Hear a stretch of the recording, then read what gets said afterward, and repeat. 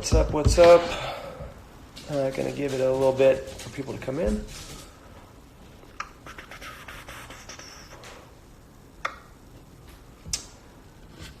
Girl Friday 8, how's it going? The first person here, and we got Taekwondo, AFG, jump rope videos. What's up, Chris? Who'sy 6705. Just say hello, guys. Give us a wave. Tell us your name, where you're watching from. That'd be cool. Oh, nice boy, Isaiah. Z's watching from Trinidad. Emma, what's up? Oh my gosh. Okay, we got some people coming in. This is great. Okay, so today we're going to be talking with Graham Booth. Graham Booth is an amazing jumper. I put up some of his videos from World Jump Rope yesterday, and as I'm assuming you saw from the videos, he is amazing, just really smooth jumper, really powerful too. Reminds me of an Olympic gymnast in terms of his presentation, the difficulty of the skills that he's doing. He's an amazing jumper. He's super fast. He's a really nice guy as well. We're going to be talking to him, and I've got a bunch of questions that I'm going to be asking him, but if you have any questions that you want to ask him, this is a chance to ask a world champion jumper anything. And as we're leading up to a bunch of different competitions, the first of which is going to be AMJRF Nationals in Raleigh, North Carolina in 2 weeks, it's a great opportunity to kind of pick the brain of somebody who knows a lot about what it feels like to be going into competition. So I am going to try to do a split screen live thingamajig. And yeah, actually, Graham, if you're watching, you might have to send a request to join the live chat. See if there's a button to do that, because otherwise I'm not actually sure if I know how to call you from here. So Graham, if you're watching, send a request to join. What's up, Nate? What's up, Sonny? Lil Sufa, Eddie. Oh my goodness, you guys are all here. The whole gang is here. Tyler, what's going on? Oh, Lily, how's it going? Yeah, so let's see. Does anyone know how to call somebody? I probably should have figured this out ahead of time. Here we go. Let me see. Okay. Hey, Tyler, how's it going? All right, just trying to figure out how to call.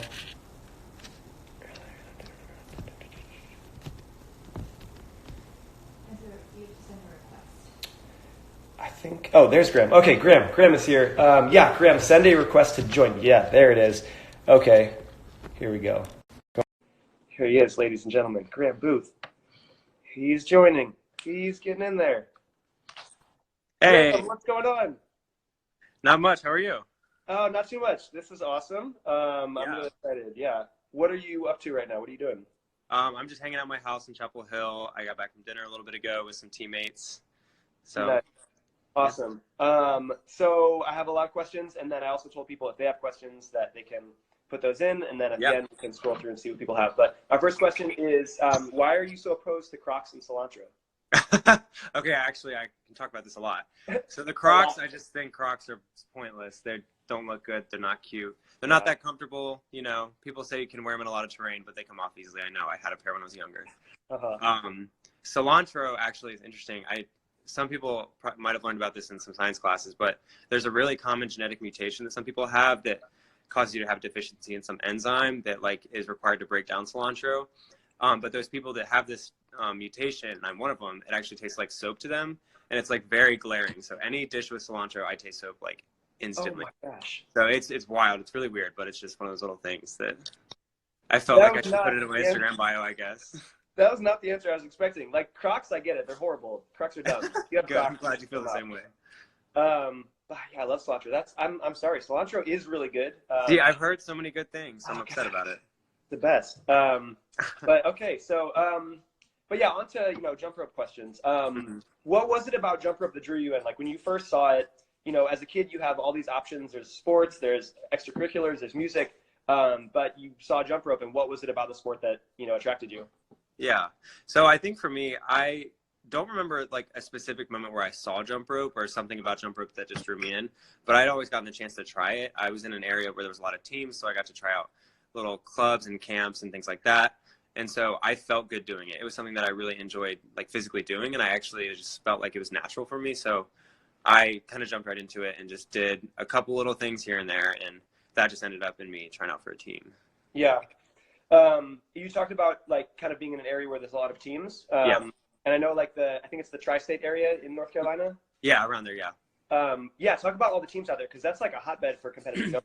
Yeah, totally. I mean, ever since I've known about jump rope, it's been like one of the most popular areas. So we have my home team, the YMCA Super Skippers, is currently there. The Bouncing Bulldogs are currently there, and then the Skip Stations. We're all within like a 30-minute area. Just where I go to school in Chapel Hill, both the Bulldogs and Skip Stations are both there. And then a couple, like Cary is a little further away, and that's where Super Skippers are. And there used to be Triforce Jump Rope here. And so there's been a bunch of teams that have come both in and out and grown and had a lot of jumpers come through over the years. Yeah. What has your team like been like growing up with the Cary YMCA Super Skippers? Like, what has that team been for you? Yeah. So I actually started for 3 years on Triforce Jump Rope. Oh, cool. So when I was a young kid, that was like my upbringing. I got tons of like close like friends and, you know, basically family at this point that I met there, and they really helped build me up and like, you know, support me and like early on when I was just trying to figure things out. And I moved to Super Skippers, like I said, like after 3 years of jumping.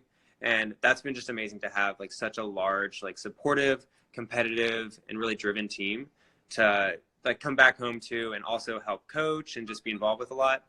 And it's just given me a lot of opportunities to jump with so many different people that are so talented, but in a lot of different ways as well. It's not just like a bunch of us who can do the same thing, trying to get together to continue doing the same thing. We've all challenged each other in different ways. Yeah, that's awesome. Yeah, I mean, teams are everyone's got, you know, positive memories of growing up with a team, and they're just able to get you through so much more than if you were just an individual jumper, just going to, you know, competitions by yourself. 100%. And then now are you still at UNC or are you? Yeah. Okay. Yeah, so I'm going to be a senior at UNC next year. Okay. What are you studying? And then I also want to know about Carolina Jump Rope. Yeah. So I'm studying public health nutrition.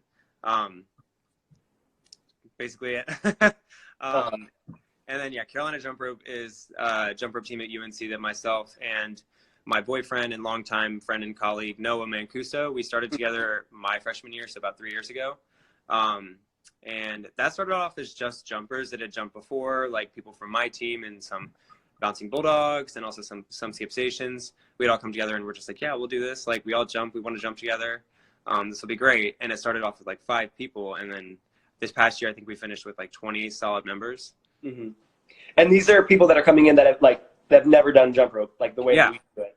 So we have some people that have actually been on teams before, just because this is such a hot area for jump rope, but we have so many new people also joining us and like who have never done it before. There's some people who were gymnasts actually at UNC and then decided to, you know, switch to something else and decided to do jump rope. Mm-hmm. So that's so cool. Like, anytime anyone who's like coming into the sport and they know nothing about it, and then I know, like, for me, when I see people doing stuff like toads and push-ups and like leg wraps and all these tricks that like we grew up, you know, learning and inventing and all these cool things, it's just awesome because it's like these are people that knew nothing about it, and it kind of lets you know the sport's kind of heading in that direction, that we're able to attract people, you know, even at later stages in life. Maybe they didn't start when they were 10, but they're interested in it now. So that's really cool. What else can you tell me about like what's going on with college jump rope? Because that's like a huge booming thing right now. Yeah, absolutely. Yeah, college jump rope's definitely blowing up. It's a really, really important space for jump rope right now. Like you said, it's really important to have these people who may not have been exposed to jump rope as a young kid, but can be exposed to it later and join on and, you know, start from when they're in college. But college jump rope right now consists of like several different teams that have been pretty well established for a couple of years, like Ohio State and Stanford were some of the originals that have just been around for a couple of years now. But then we're really focused on trying to start new teams in new places, because we know there are jump ropers at so many different universities all over the place. And so what we've done, I know like Tory, Boggs, and Stuart, Isaacs, and Noah have all like head up the National Collegiate Jumprope Council. And they started the college summit a couple of years ago at Ohio State. And so that was one of the greatest ways to bring college jumpers together. And then this past year, we actually got to have it at UNC, which was a really awesome way to have all these college jumpers that are existing come together and like build community and just jump together and expose a lot of people who had never seen the world of jump rope to this, like, you know, tight-knit family that we have. And just also try to figure out, like, we really wanted to promote all these people who were coming like as individuals, help them like get teams established and get recognized by their university and really grow not just like the number of people that are continuing to jump in college, but getting it recognized at the university level in hopes of like kind of making it more of like an institutional sport. Like we have some more recognition. Yeah. And like, so at the university summit, what's sort of being talked about as like the future of collegiate jump rope? So really what we want to do, like the main focus is growing teams that can sustain themselves and continue even though people graduate and continue on to other careers and things like that. And I think like I kind of mentioned before, like we want to focus on having teams rather than just having a bunch of individuals. And I personally see so much potential in like what college jump rope can be in terms of like starting new things and having teams like come compete. And we've talked about having like regional competitions rather than just this one national summit. So like just us in the ACC, like Virginia Tech is nearby and they've just started getting kicked off. And like we've talked to some people at Duke University and NC State, and we just really want to kind of build it as more of a like regular, ongoing, like not so much just large scale all the time type community. That's really cool. That's so cool. So you're going to AMJRF Nationals. I think, and I should know this, but it's the first AMJRF Nationals? Yes, it is. Okay. What events are you competing with, or what events are you competing and who are you? So I think I'm competing in all of them. Oh, nice. So Jeez. Let me think through this. I have a lot of different teammates I have to think about. So pairs with Noah Mancuso, doing some double dutches as well with Mary Garvin from Jump Company USA. She's also at Marshall University. And then Cynthia Pracewater, who's a jumper from YMCA Super Scoopers as well. And then a couple events with Tory Boggs as well. Okay. That's awesome. Are there any events that you like have a history with? Like maybe you've gone and you've competed and you've been like so close year after year and you just can't quite make it? Like anything like that? Yeah. I'm trying to think. Yeah. So yeah, I think what I really want this year is me and Noah have done pairs for the past 2 years and we've always come up with a really great routine. But like last year, there was a couple misses that I was just like so frustrated that happened. And I knew they weren't things that normally happen. So I was like, okay, I really want to come back and do this one really well. So that pairs is definitely one of them. Singles, I've been doing singles obviously for like 13 years now, but like I've had some really cool successes in the past, but there was kind of like a lull when I got to college where I didn't really feel like this motivation to grow much more. But then I started getting back into competing a little bit and realized that like, oh, I can still like, figure stuff out. And like, I may not be like getting better like at an exponential rate, but I still can figure out how to be creative and come up with some new stuff. And so that's been kind of a personal journey for me to try to like give out or like put on a really good singles this year. So that'll probably be one of them too. Yeah, I didn't know you were doing pairs with Noah. You guys are both like so smooth and like the rope manipulation, the rap releases are all so good. So I'm excited for that. I'm really excited for the singles. Yeah, the video you sent me is just so good. So yeah, if you're watching this, make sure that you watch Noah do his singles and his pairs. What else? There's so much that goes into competing and like getting ready for a competition. Right. And so much of it is like stuff that people never see. Like if you're there as a judge or a spectator or even another athlete, you just see what somebody's putting out on the floor for like that 1 minute if it's a freestyle or speed's even shorter. Can you talk a little bit about like what goes into like all those months in between competitions? What are you doing to prepare for that like brief moment on the stage? Right. Yeah. So competition prep for me typically starts for freestyles. It typically starts by choosing a song I want to jump to. I'm super big on choreography. I love starting with like leading with the song just so I like have something to base my like creative process on. So I pick a song usually with like a lot of high energy and a good beat. And then after that, I just kind of like, I listen to it and I think about like what I would imagine, like I'd want to see to that song. And I just kind of try things out, tweak things as they go and try it out to the music. If it's a group event, obviously we all try it and see if it works. So that's involving like a lot of counting and like assigning counts to different tricks and like figuring out how we can make this work and how it still can like line up with the music. So once we get routines made, it's kind of like, can we make everything happen? Does everything make sense? Is it supposed to happen the way we intend it to? And then after that, it's just run routines over and over and over again.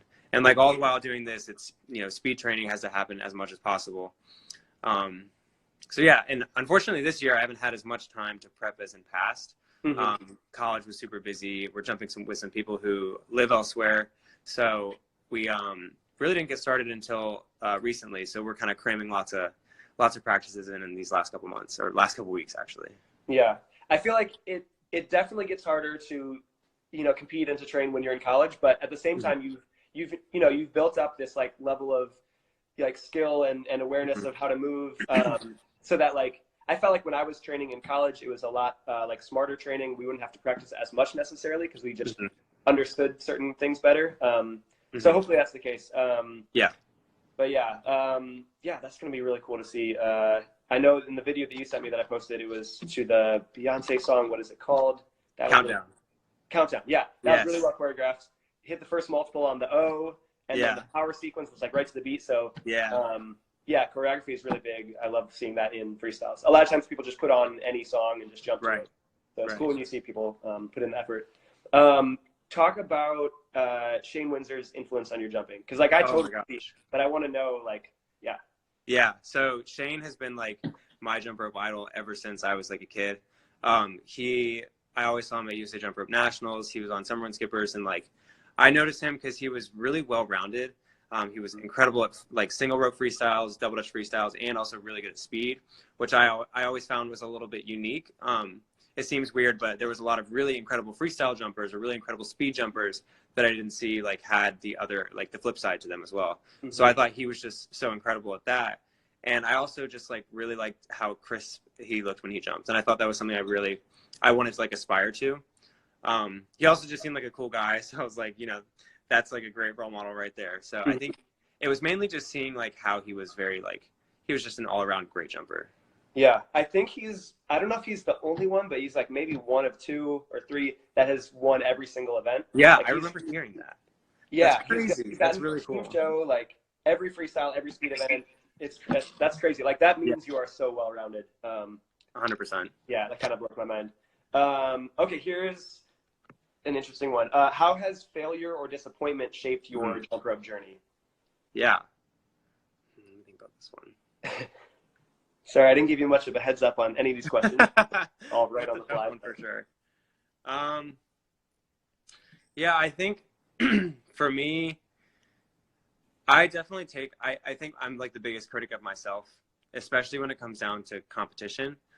Mostly because like I have put so much work into this, and I want like what I put out on the floor is like, I have placed a lot of value on that. So I think for me, it's not that I like it's not that I'm like embarrassed or like that I, feel like I let the crowd down or something. But like for me, I'm just disappointed that it didn't go well, because I feel very fulfilled when things go well and like the work that I put in comes to fruition. I'm thinking back to one year when I was at nationals and it seemed like no event was going right for all my singles events. And it got to the point where I was just like, holy cow, like this has never happened before. Like, this is just not my year. Like, what's going on? And it really turned, like, I finished the competition and I didn't really have like an event that I was super excited about. But I think the next year I came back and like things were a lot better. So I think that motivated me that year quite a bit. And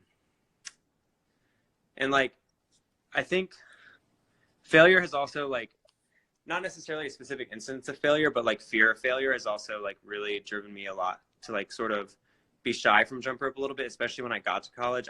My first year in college, I didn't compete more than like 3 events. Cause I just wasn't sure I could train for it. I wasn't sure I wanted to like, be only half into it. If I was jumping with other people, I didn't want to take away their time. And so I didn't compete many events, and I focused on coaching, which I really enjoyed. But I also definitely recognized that I didn't want to go out there and do, a mediocre routine or just not perform well or not get these great scores that I really strive for. So I think that's actually driven me probably the most. But I've tried to overcome that and actually been able to. Obviously, competing a lot of events now, so I'm not afraid of competing. But I think that definitely affected me a lot a couple of years ago. Yeah, I think it can be really hard if you have. I don't know if everyone has a competition like that where literally every single event is not working. But, definitely competitions where it's just like, what's going on? Like maybe you had one event that was okay. Right. And like, you're able to get through that. But like, there are young jumpers now who are going through competitions like that and just everything is falling apart. It's horrible. Like, do you have advice for them? Like how were you able to kind of put it into perspective and be like, I'm going to keep going. Like this was one bad year, but what do you have to say to young kids who might have that competition? Yeah, it's hard to really like give you the pep talk like while it's happening in competition. Like you just kind of like accept that like you're going to be sad about it for a little bit and just kind of like understand that that's kind of part of the process of like reconciling failure and like coming like to terms with it. But also I always think about like preparing in the event that like you feel like you'll miss or something like this. So like whenever I make routines or like have groups that I make routines with, I'll always want to go through and be like, okay, if we miss here, what are we doing? Like making sure we're all on the same page. We don't even really have to like talk about it or like communicate too much at all, but like we all just know what's going on, to the point where like if we do go out there and start missing, like, you know, even if we are missing, like we're like, okay, we know what to do. And I've actually had routines. I remember a very specific one. I don't really need to say it, but like we were doing it. It was a double Dutch routine, and we had like 2 or 3 misses in it. And that's, I mean, that wasn't the most ideal thing, but we actually left the floor really pleased because we were all pretty relaxed the whole time. Even when we missed, we like right away knew what to do. So what I would say is just kind of like, don't like set yourself up for failure by like not anticipating failure at all. Because anticipating those misses is like totally part of the game, because you can really come off of like a miss in like a totally smooth way, not necessarily a way that's like a crazy save or recovery, but like in like a professional, you know, well presented way, that still makes you feel good about the routine, that you know that you were out there well prepared, like regardless of whether it missed or not, you know. Yeah, I think I don't know if this is correct, but in the double Dutch video you sent me, like right at the beginning of the wheel switch, there was an almost miss. Yes. And then one of the turners fixed it. Yeah, actually, like, that routine so cool. was wild, because we had both there and at the Grand Worlds, we had like 3 saves in the routine. The ropes clicked my feet at some point, and like there was actually a really, really close one at Grand Worlds. It wasn't in that video that I sent, but it was like the ropes fully caught, but we pulled it out and we stayed with the music, which was like we definitely like had our hearts were racing for like 3 seconds, but like, yeah, like I said, we knew what we had to do, and we knew we could stay on count. So like that really helped us kind of keep like pushing through it and like not letting it get to us. Okay, here's just kind of some fun ones. What are you listening to right before competition? Ooh, okay, so clearly by my music choices for routines, I'm a sucker for like Beyonce. I love Rihanna. Anything that's really high energy, something that like gets me just like excited in general. I think about a lot of songs that like, have good beats to like walk to. So if I'm like walking to the practice gym or something like that, or just like jumping, I like to like sync it up with the music. Just because for me, music drives a lot of my energy and just kind of keeps me like, it just like really keeps me focused and really just makes me happy. So that is kind of just what I like to do. Trying to think of like my favorite song. Hopefully I'm listening to like my single song, because like hopefully I like it enough at that point. But yeah, a big Beyonce fan, obviously. I use like half my routines are to her routines or to her songs. Freakum Dress. That's my... Yes. Okay. I tried to convince some of my groups this year to use that song, but no one wanted to. Oh my gosh, so good. I won't name names. That's okay. Yeah, don't put them on blast. But yeah, it's a great song. If your teammates are watching, just let them know. I know. Maybe. Okay, and then here's just some like rapid fire. I thought this would be fun. You have to pick one. So Beat It or Licorice? Licorice, all the way. Single rope or double Dutch? Single rope. Speed or freestyle? Freestyle. Duke or NC State? NC State. Okay. Beyonce or Destiny's Child? Holy crap. Okay, that's a loaded question. I would say Beyonce, just because she's just unreal talented. But when, I don't know if you've watched the Homecoming documentary, but when she brought up, okay, so spoiler, she brought out Destiny's Child, so the 3 of them did a couple songs. You know, that was like, you know, jaw dropping. That was awesome. But overall, Beyonce, she's the heart and soul of it. Yep. M&M's or Skittles? M&M's. Okay. Hide and seek or freeze tag? Ooh, hide and seek. Yeah, hide and seek's good. And then, do you like Southern food? I do. Depends on what. Okay. I've only been to one of these places, but I'm assuming you'll know both. But Bojangles or Biscuitville? Ooh, Bojangles. Okay, yeah, that's the one I've been to. That's all that I have. I'm gonna just like really quick see if anybody had a question. Chris Holmes with Jumprope Videos asked, "What events are you jumping with Tory?" Oh yeah, so Tory and I are doing the 2x30 pairs double unders together. Oh, nice. That's awesome. I believe we're also doing single rope speed relay together. Okay. And then we're also doing the single rope team freestyle. And I think nice. That's is that, so those 4-person events, that's you, Tory, Noah, and Mary? And Cynthia. And Cynthia, okay. Mm-hmm. Nice. Okay, I don't know who this is. The Henstagram says, longtime fan, first time caller. What's your favorite ice cream flavor? And Henry, that's my friend from back home. What's up, Henry? Oh, nice. What do you say? Favorite ice cream flavor? Yeah. Ooh. Can I be really specific? I love Ben and Jerry's half baked. Oh my god. I'm allergic to dairy, and so I can't eat it. But that's my favorite ice cream, and it like breaks my heart that I can't eat it. Oh my gosh, that actually sucks. You're allergic to dairy, like fully allergic, not just like I'm intolerant. allergic and lactose intolerant, which apparently are different things. That's the worst. I really can't mess with dairy. It really, really sucks. Oh I'm just scrolling back through. Hey, sorry, that's my dog. There's no more questions that I can see, but yeah, guys, if you have any other questions, just like get those in right now. Somebody just asked a question. That is, shut up, Billy. Billy is always doing stuff. Billy says, "What's your favorite thing about legendary Mike Fry?" You don't have to answer that question. That's a loaded question. Oh my gosh, no, I love Mike Fry. Seriously, like you definitely are a legend. Like all those words are real. Like your jumping is also insane. I've seen you like in the record books for these like crazy fast speed scores, and also your work with jump over in Africa is like crazy inspiring. So seriously, mad respect. Thank you. Okay, Ian Hen says, or wants to know what your favorite jump rope memory is. Okay, I had a opportunity to talk about my favorite jump rope memory recently at the Super Skippers 25th anniversary.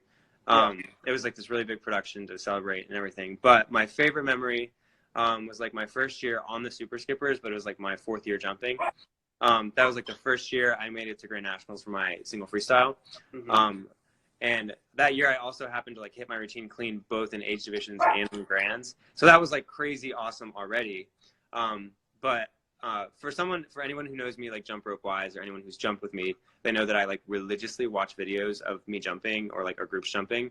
And I'm like so critical. I look at every little detail and I could like recite every single bit of our routine. It's a bit obsessive, but I have to do it for some reason. But with this specific routine, the video of this routine, what I noticed the most was like this insane amount of like screaming and cheering from the Super Skippers, who were like, my first year on the team. And so that meant a lot. Like looking back at it and like watching the video, that meant so much because I was super anxious about coming to the new team and being like, okay, I know a lot of these people already, but will they like accept me as like, you know, in the Super Skipper family? So that was like really validating, and it made me feel really good and know that these people like supported me and I was in a great place. Yeah. Yeah. Team support is like everything. So yeah, 100%. I want to keep this going, but yeah, I'm not seeing any more questions. This was really awesome. Thank you for doing it. Yeah, absolutely. Thanks so much for having me. Yeah, and then anyone who's watching or who may watch this later, if you think of any other questions, just send me a DM, or also if you're not already following Graham Booth, what is your hashtag or your account? My handle, it's Graham Booth _. Graham is like GRAHAM, and then Booth, and then the underscore is after everything. People always put it in the middle. Is that correct, how I just did it? Oh, let me look. Graham Booth _. Yes, that's it. Okay. Awesome. Okay. Yeah. All right. Okay. So I think we're going to wrap it up. But yeah, thanks. Right. We've never actually met in person. I'm so excited to actually get to. Yes, me too. I'm so pumped. I'm really excited to see you compete. And yeah, good luck in the training and preparing. Thanks, Mike. All right. I'll see you then. See ya. Have a good one. Bye, everybody.